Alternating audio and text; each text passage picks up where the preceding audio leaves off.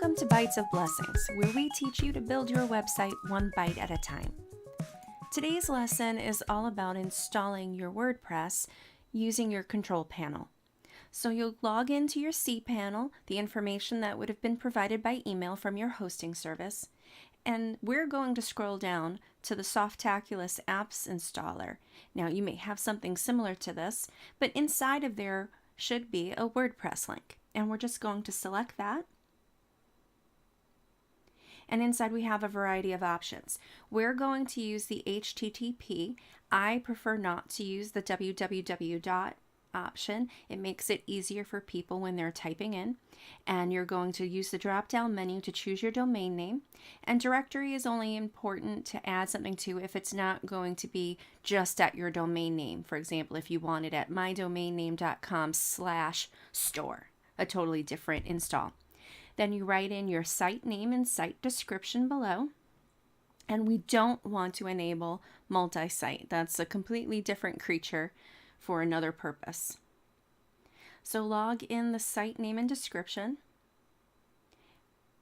This is going to be the title of your site and your site tagline. And if you don't know what that's going to be, it's okay to leave it blank for now because you can change it at any time in the WordPress dashboard.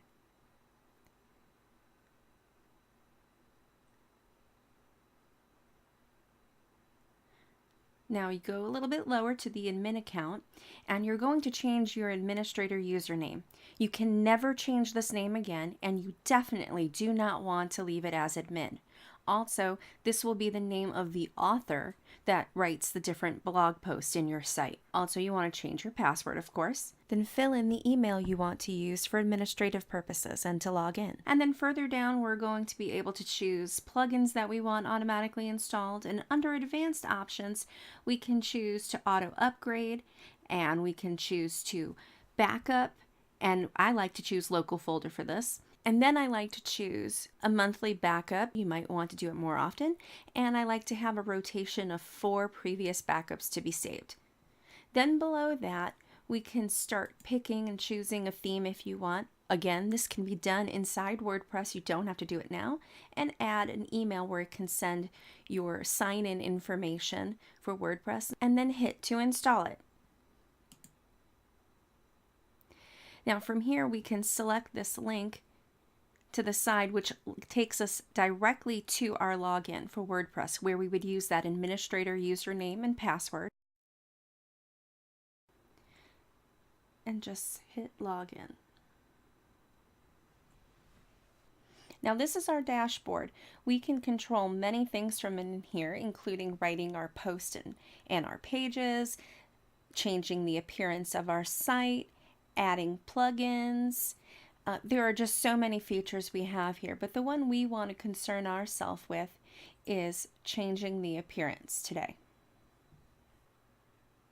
Select Appearance and then Themes. And this will take us to a page of the themes that come pre-installed. Now, as you can see, this one needs to be updated, and it's as simple as clicking the button and it updates it for you. Now, if we go up to the top left corner here, under our site name, we can select View Site.